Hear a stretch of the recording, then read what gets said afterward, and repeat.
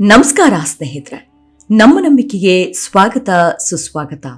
ಸ್ನೇಹಿತರೆ, ಹಿಂದೂ ಧರ್ಮ ಅದೆಷ್ಟು ಗಟ್ಟಿಯಾಗುತ್ತಿದೆ ಅಂದರೆ ವಿನಾಕಾರಣ ಧರ್ಮದ ಹೆಸರಲ್ಲಿ ಧರ್ಮಾಂಧತೆ ಬಿತ್ತುವ ಕ್ರಿಮಿಗಳಿಗೆ ಖಡಕ್ ವಾರ್ನಿಂಗ್ ಕೊಟ್ಟಂತಿದೆ ಈ ಪ್ರಕರಣ.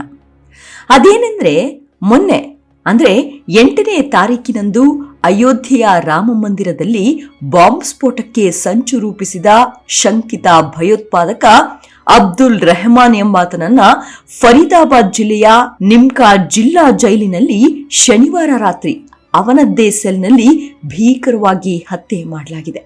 ಅಲ್ಲದೆ ಹಿಂದೂ ಧರ್ಮದ ವಿಚಾರಕ್ಕೆ ತಲೆ ಹಾಕಿದ್ರೆ ತಲೆಗಳೇ ಉರುಳುತ್ತವೆ ಎಂಬ ಎಚ್ಚರಿಕೆಯನ್ನು ಇಡೀ ಜಗತ್ತಿಗೆ ತಿಳಿಸಿದೆ ಭಾರತ. ಅಷ್ಟಕ್ಕೂ ಏನದು ಪ್ರಕರಣ? ಶ್ರೀರಾಮ ಮಂದಿರಕ್ಕೆ ಸಂಚು ರೂಪಿಸಿದವನ ಹಿನ್ನೆಲೆ ಏನು? ಆತನಿಗೆ ಕುಮ್ಮಕ್ಕು ನೀಡಿದ್ದಾದ್ರೂ ಯಾರು ಅನ್ನೋದನ್ನ ಈ ಸಂಚಿಕೆಯಲ್ಲಿ ಹೇಳ್ತಾ ಹೋಗ್ತೀನಿ. ಅದಕ್ಕೂ ಮುನ್ನ ನಮ್ಮ ನಂಬಿಕೆಗೆ ನಿಮ್ಮ ಬೆಂಬಲವಿರಲಿ.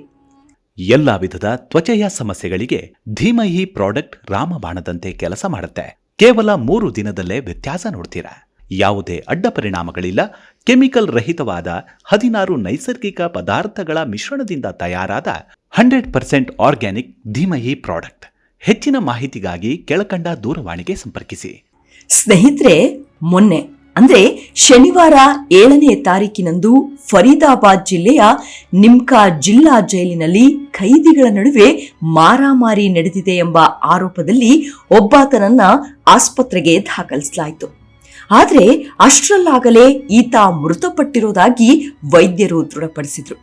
ಅಷ್ಟಕ್ಕೂ ಆತನನ್ನ ಕೊಂದಂತಹ ವ್ಯಕ್ತಿ ಬೇರ್ಯಾರೂ ಅಲ್ಲ, ಅದೇ ಸೆಲ್ನಲ್ಲಿದ್ದ ಮತ್ತೊಬ್ಬ ಖೈದಿ ಅರುಣ್ ಚೌಧರಿ ಎಂಬಾತ. ಇದೀಗ ಅವನ ಮೇಲೆ ಕೊಲೆ ಕೇಸ್ ದಾಖಲಾಗಿದೆ. ಈ ಘಟನೆಯ ನಂತರ ಜೈಲಿನ ಆಡಳಿತ ಮತ್ತು ಪೊಲೀಸ್ ಇಲಾಖೆಯಲ್ಲಿ ಭಾರೀ ಕೋಲಾಹಲ ಉಂಟಾಗ್ಬಿಟ್ಟಿದೆ. ಜೊತೆಗೆ ಈ ಘಟನೆಯ ಕುರಿತಾದ ನ್ಯಾಯಾಂಗ ತನಿಖೆಯು ಆರಂಭವಾಗಿದೆ.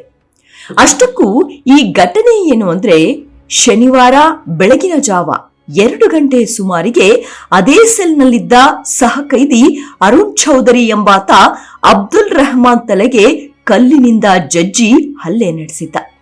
ಈ ಏಕಾಏಕಿ ದಾಳಿಯಿಂದ ಉಗ್ರ ಅಬ್ದುಲ್ ಸ್ಥಳದಲ್ಲೇ ಸಾವನ್ನಪ್ಪಿದ್ದ. ಈ ಘಟನೆಯನ್ನು ಸೆಲ್ನಲ್ಲಿದ್ದ 3ನೇ ಖೈದಿಯೊಬ್ಬ ಕಣ್ಣಾರೆ ನೋಡಿದ್ದ. ಆ ಗಲಾಟೆಯ ಭರಾಟೆಯಲ್ಲಿ ಸ್ಥಳಕ್ಕೆ ಓಡೋಡಿ ಬಂದ ಪೊಲೀಸರು ಎಚ್ಚರಿಕೆ ನೀಡಿ ಬೇರೆ ಸೆಲ್ಗೆ ವರ್ಗಾಯಿಸಿದ್ರು. ನಂತರ ತೀವ್ರವಾಗಿ ಗಾಯವಾಗಿದ್ದ ಉಗ್ರ ಅಬ್ದುಲ್ನನ್ನ ಪ್ರಥಮ ಚಿಕಿತ್ಸೆಗಾಗಿ ಜಿಲ್ಲಾಸ್ಪತ್ರೆಗೆ ಸಾಗಿಸಲಾಯಿತಾದ್ರೂ ಅಷ್ಟರಲ್ಲಾಗ್ಲೇ ಆತ ಮೃತಪಟ್ಟಿದ್ದ. ಅಷ್ಟಕ್ಕೂ ಮೃತಪಟ್ಟ ವ್ಯಕ್ತಿ ಅಮಾಯಕನಂತೂ ಖಂಡಿತವಾಗ್ಲೂ ಅಲ್ಲ. ಇನ್ನು ಜಮ್ಮು ಮತ್ತು ಕಾಶ್ಮೀರದ ನಿವಾಸಿಯಾಗಿದ್ದ ಆರೋಪ ಹೊತ್ತಿರುವ ಅರುಣ್ ಚೌಧರಿಯ ವಿರುದ್ಧವೂ ಕೂಡ ಜಮ್ಮು ಮತ್ತು ಕಾಶ್ಮೀರದಲ್ಲಿ ಕೊಲೆಯತ್ನ ಸೇರಿದಂತೆ ಒಟ್ಟು 8 ಕ್ರಿಮಿನಲ್ ಪ್ರಕರಣಗಳು ದಾಖಲಾಗಿವೆ. ತದನಂತರದಲ್ಲಿ ಚೌಧರಿಯನ್ನ 2024ರಲ್ಲಿ ಕಥುವಾ ಜೈಲಿನಿಂದ ನಿಮ್ಕಾ ಜೈಲಿಗೆ ವರ್ಗಾಯಿಸಲಾಗಿತ್ತು. ಇಲ್ಲಿ ಗಮನಿಸಬೇಕಾದ ಅಂಶವೆಂದರೆ, ಗುಜರಾತ್ ಮತ್ತು ಪಲ್ವಾಲ್ ಪೊಲೀಸರು ಕಳೆದ ವರ್ಷ ಮಾರ್ಚ್ನಲ್ಲಿ ಪಾಲಿ ಗ್ರಾಮದ ಹೊಲದಲ್ಲಿ ಸೀಕ್ರೆಟ್ ಶೆಡ್ ನಿರ್ಮಿಸಿಕೊಂಡಿದ್ದ ಉತ್ತರ ಪ್ರದೇಶದ ಫೈಜಾಬಾದ್ ನಿವಾಸಿ ಅಬ್ದುಲ್ ರೆಹಮಾನ್ ನನ್ನ ಬಂಧಿಸಿದ್ರು. ಅಲ್ಲದೆ ಆತನಿಂದ ಹ್ಯಾಂಡ್ ಗ್ರೈನೇಡ್ಗಳು ಸೇರಿದಂತೆ ಭಾರೀ ಸ್ಫೋಟಕಗಳನ್ನ ವಶಪಡಿಸಿಕೊಂಡಿದ್ರು. ಇನ್ನು ವಿಚಾರಣೆ ವೇಳೆ ಈ ಕ್ರಿಮಿನಲ್ ಅಬ್ದುಲ್ಲಾ ರಾಮ ಮಂದಿರದ ಮೇಲೆ ದಾಳಿ ಮಾಡಲು ಸಂಚು ರೂಪಿಸಿದ್ದ ಆರೋಪ ಸಾಬೀತಾಗಿತ್ತು.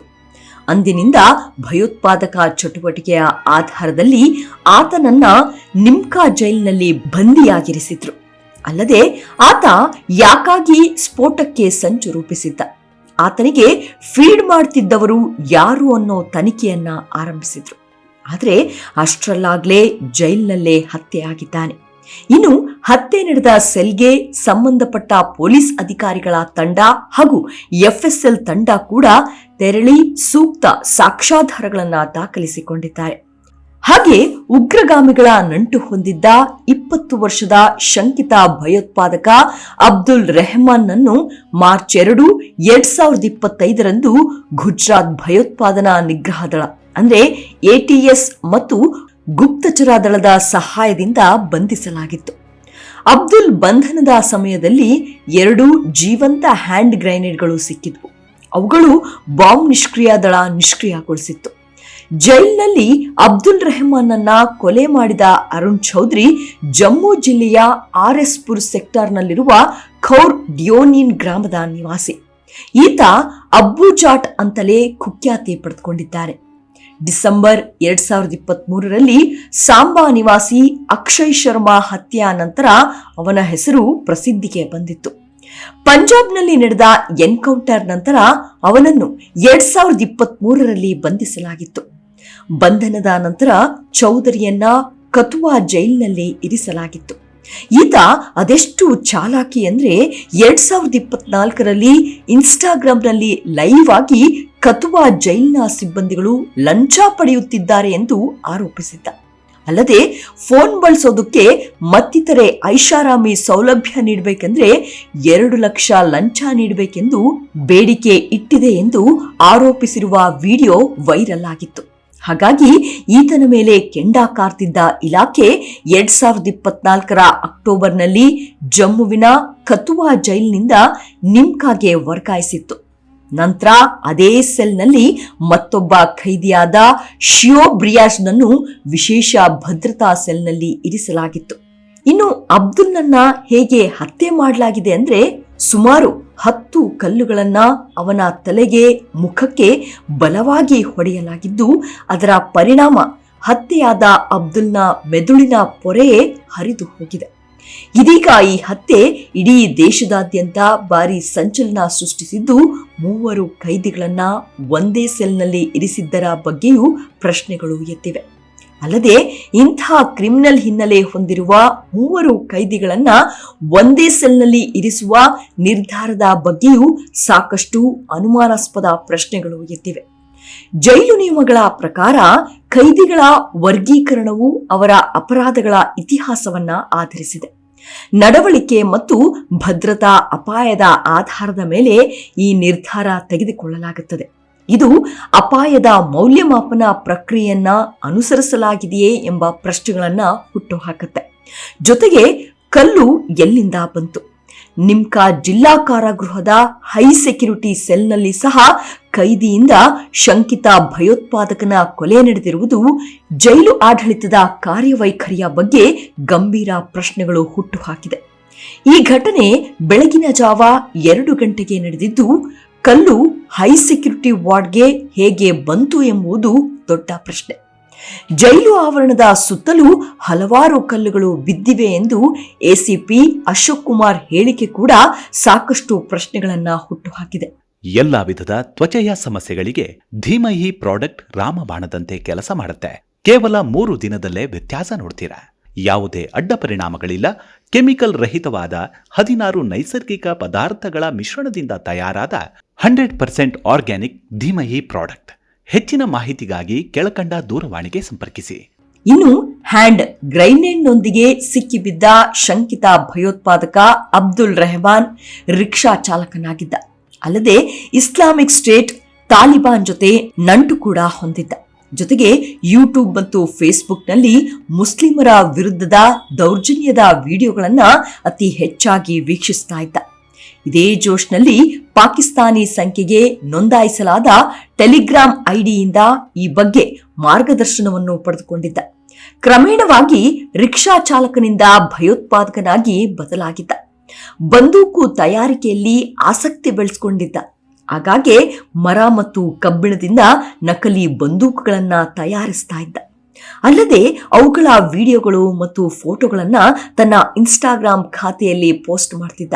ಇದೇ ಇಲ್ಲಿಗಲ್ ಆಕ್ಟಿವಿಟಿ ಪತ್ತೆ ಹಚ್ಚಿದ ಸೈಬರ್ ಪೊಲೀಸರು ಅವನ ಮೊದಲ ಇನ್ಸ್ಟಾಗ್ರಾಮ್ ಖಾತೆಯನ್ನ ನಿರ್ಬಂಧಿಸಿದ್ರು. ಆದ್ರೆ ಅಷ್ಟಕ್ಕೆ ಅವನು ಸುಮ್ಮನಾಗಲಿಲ್ಲ. ಮತ್ತೆ ಹೊಸ ಅಕೌಂಟ್ ಕ್ರಿಯೇಟ್ ಮಾಡಿಕೊಂಡಿದ್ದ. 2023ರಲ್ಲಿ ಅಬ್ದುಲ್ ತನ್ನ ಇನ್ಸ್ಟಾಗ್ರಾಮ್ ಖಾತೆಯಲ್ಲಿ ಅಲ್ತಾಫ್ ಸಲಾಂನಿಂದ ಸಂದೇಶವನ್ನ ಸ್ವೀಕರಿಸಿದ್ದಾಗಿ ಪೊಲೀಸ್ ತನಿಖೆಗಳು ಬಹಿರಂಗಪಡಿಸಿದ್ವು.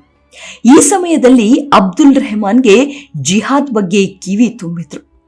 ಗಡಿಯಾಚೆಗಿನ ಭಯೋತ್ಪಾದಕರು ಅವನ ಬ್ರೇನ್ ವಾಶ್ ಮಾಡಲು ಪ್ರಾರಂಭಿಸಿದ್ರು. ಅವನೊಂದಿಗೆ ಸಂಪರ್ಕದಲ್ಲಿದ್ದ ವ್ಯಕ್ತಿಯು ತಾನು ಇಸ್ಲಾಮಿಕ್ ಸ್ಟೇಟ್ ಆಫ್ ಖೊರಾಸಾನ್ನ ಸದಸ್ಯನೆಂದು ಹೇಳಿಕೊಂಡು ಜಿಹಾದ್ಗೆ ಪ್ರಚೋದಿಸಿದ್ದ. ನಂತರ ಅಬ್ದುಲ್ನೊಂದಿಗೆ ಟೆಲಿಗ್ರಾಂ ಮೂಲಕ ಸಂವಹನ ನಡೆಸಲು ಪ್ರಾರಂಭಿಸಿದ್ದ. ತನ್ನನ್ನ ತಾನು ಅಬು ಸುಯಾನ್ ಎಂದು ಪರಿಚಯಿಸಿಕೊಂಡಿದ್ದ. ಅಬು ಸುಫ್ಯಾನ್ ಅಬ್ದುಲ್ ರೆಹಮಾನ್ನ ಸಂಘಟನೆಗೆ ಮೀಸಲಾಗಿರುವ ಧ್ವಜವನ್ನ ತಯಾರಿಸಲು ಮತ್ತು ತನ್ನ ಭಾಷಣಗಳಲ್ಲಿ ಒಂದು ವಿಡಿಯೋ ರೆಕಾರ್ಡ್ ಮಾಡಲು ಕೇಳಿಕೊಂಡಿದ್ದ. ಇದೆಲ್ಲವೂ ತನಿಖಾ ಸಂಸ್ಥೆಯ ವಿಚಾರಣೆಯಲ್ಲಿ ಬಯಲಾಗಿತ್ತು. ಅದೇನೆಂದ್ರೆ ಅಯೋಧ್ಯೆ ರಾಮ ಮಂದಿರದ ಮೇಲೆ ದಾಳಿ ನಡೆಸಲು ಸಿದ್ಧತೆ ಮಾಡಿಕೊಂಡಿದ್ದ. ಮಾರ್ಚ್ 2, 2025 ಬೆಳಗ್ಗೆ 6 ಗಂಟೆ ಸುಮಾರಿಗೆ ದೆಹಲಿಗೆ 10 ಗಂಟೆಗೆ ಬಂದ ಅಬ್ದುಲ್ ರೆಹಮಾನ್ ಹಳೆ ದೆಹಲಿ ರೈಲು ನಿಲ್ದಾಣದಿಂದ ನಿಜಾಮುದ್ದೀನ್ ಮರ್ಕಜ್ಗೆ ಆಟೋದಲ್ಲಿ ತೆರಳುತ್ತಾನೆ. ಅಲ್ಲಿಂದ ಅವನನ್ನು ಫರೀದಾಬಾದ್ಗೆ ಕಳುಹಿಸಲಾಯಿತು. ಅಬ್ದುಲ್ ರೆಹಮಾನ್ ಓಲಾ ಬೈಕ್ ಟ್ಯಾಕ್ಸಿಯಲ್ಲಿ ಫರೀದಾಬಾದ್ ಹಳೆಯ ಮೆಟ್ರೋ ನಿಲ್ದಾಣಕ್ಕೆ ಹೋಗಿದ್ದ. ನಂತರ ಪಾಲಿ ಇರುವ ಸ್ಥಳದಲ್ಲಿ ತನಗೆ ಹ್ಯಾಂಡ್ ಗ್ರೆನೇಡ್ಗಳನ್ನ ಕಲೆಕ್ಟ್ ಮಾಡಿಕೊಳ್ಳುವಂತೆ ತಿಳಿಸಲಾಗಿತ್ತಂತೆ. ಅಲ್ಲಿಯೇ ನಮ್ಮ ಗುಪ್ತಚರ ಇಲಾಖಾ ಅಧಿಕಾರಿಗಳು ಆತನನ್ನ ಬಂಧಿಸಿದ್ದಾರೆ. ಆ ಸ್ಥಳದಲ್ಲಿಯೇ ಮಣ್ಣಿನಲ್ಲಿ ಹೂತು ಹೋಗಿದ್ದ ಹ್ಯಾಂಡ್ ಗ್ರೆನೇಡ್ಗಳು ಮತ್ತು ಇತರೆ ಸ್ಫೋಟಕ ವಸ್ತುಗಳನ್ನು ವಶಪಡಿಸಿಕೊಂಡರು. ಎಸ್ಟಿಎಫ್ ಕಳೆದ ವರ್ಷ ಜುಲೈನಲ್ಲಿ ಈ ಪ್ರಕರಣದ ತನಿಖೆಯನ್ನ ಪೂರ್ಣಗೊಳಿಸಿ ಚಾರ್ಜ್ ಶೀಟ್ ಸಲ್ಲಿಸಿತ್ತು. ಪ್ರಕರಣದಲ್ಲಿ ಒಟ್ಟು 46 ಸಾಕ್ಷಿಗಳನ್ನ ಹೆಸರಿಸಲಾಗಿದೆ. ಇನ್ನು ವಿಚಾರಣೆಯಲ್ಲಿ ಬಯಲಾದ ಅಂಶವೆಂದರೆ ಶಂಕಿತ ಭಯೋತ್ಪಾದಕ ಅಬ್ದುಲ್ಲಾಗೆ ಜೂನ್ 2024ರಲ್ಲಿ ಮೊದಲ ಬಾರಿಗೆ 30,000 ರೂಪಾಯಿ ಫಂಡಿಂಗ್ ಮಾಡಲಾಗಿತ್ತು. ಜುಲೈ 2024ರಲ್ಲಿ ಜಮಾತ್ಗೆ 4 ತಿಂಗಳ ಭೇಟಿಗಾಗಿ ಫೈಜಾಬಾದ್, ಲಕ್ನೋ, ನಿಜಾಮುದ್ದೀನ್ ಮರ್ಕಜ್, ದೆಹಲಿಯ ಸೀಮಾಪುರ್, ಮೀರತ್, ವಿಶಾಖಪಟ್ಟಣ ಮತ್ತು ಪಂಜಾಬ್ನ ಭವಾನಿಗಢ್ಗೆ ಟ್ರಿಪ್ ಹೋಗಿದ್ದ. ಅಲ್ಲಿ ಒಂದಷ್ಟು ಗೌಪ್ಯ ಮಾಹಿತಿಗಳನ್ನ ಭಯೋತ್ಪಾದಕರಿಗೆ ಶೇರ್ ಮಾಡಿದ್ದ. ನಂತರ ನವೆಂಬರ್ 2024ರಲ್ಲಿ ಅಯೋಧ್ಯೆಗೆ ಮರಳುತ್ತಾನೆ. ಅಲ್ಲಿ ರಾಮ ಮಂದಿರದ ನಕ್ಷೆ, ವಿಡಿಯೋ ಮತ್ತು ಫೋಟೋಗಳನ್ನ ಟೆಲಿಗ್ರಾಂ ಮೂಲಕ ಅಬು ಸುಫ್ಯಾನ್ಗೆ ಗೌಪ್ಯವಾಗಿ ಕಳಿಸಿದ್ದ. ನಂತರ ಜನವರಿ 22, 2025ರಂದು ಮತ್ತೆ 75,000 ರೂಪಾಯಿಗಳನ್ನ ಫಂಡಿಂಗ್ ಮಾಡಿದ್ರು. ಎಲ್ಲ ರೆಡಿ ಮಾಡಿಕೊಂಡು ರಾಮ ಮಂದಿರದ ಮೇಲೆ ದಾಳಿ ಮಾಡು ಎಂದು ಆಜ್ಞಾಪಿಸಲಾಗಿತ್ತು. ವಿಡಿಯೋ ಮೂಲಕ, ಟೆಲಿಗ್ರಾಂ ಮೂಲಕ ರಾಕೆಟ್ ಲಾಂಚರ್ ಮಾಡುವಂತೆಯೂ ಬ್ರೇನ್ ವಾಶ್ ಮಾಡಿದ್ರಂತೆ. ಆದರೆ ಅಬ್ದುಲ್ಲಾನ ಕೈಯಲ್ಲಿ ಇದ್ಯಾವುದೂ ಆಗಲಿಲ್ಲ. ಇದೀಗ ರಾಮ ಮಂದಿರಕ್ಕೆ ಬಾಂಬ್ ಇಡ್ತೀಯಾ ಅಂತ ಮತ್ತೊಬ್ಬ ಕ್ರಿಮಿನಲ್ನಿಂದ ದಾರುಣವಾಗಿ ಹತ್ಯೆಯಾಗಿದ್ದಾನೆ. ಈ ಘಟನೆಯಿಂದ ಉಗ್ರರಿಗೆ ಒಂದು ಸಂದೇಶವಂತೂ ತಲುಪಿದೆ. ಮೊದಲಿನಂತಲ್ಲ ಭಾರತ ಮತ್ತು ಭಾರತೀಯರು. ಮುಟ್ಟೋಕ್ಕಿಂತ ಮುಂಚೆ ನೋಡ್ಕೋಬೇಕು ಎಂಬ ಎಚ್ಚರಿಕೆಯಂತೂ ತಲುಪಿದೆ. ಮುಂದಿನ ಸಂಚಿಕೆಯಲ್ಲಿ ಮತ್ತೆ ಸಿಗೋಣ. ಅಲ್ಲಿಯವರೆಗೂ ನಿಮ್ಮ ಆರೋಗ್ಯದ ಕಡೆ ಗಮನವಿರಲಿ. Take care. ನಮಸ್ಕಾರ.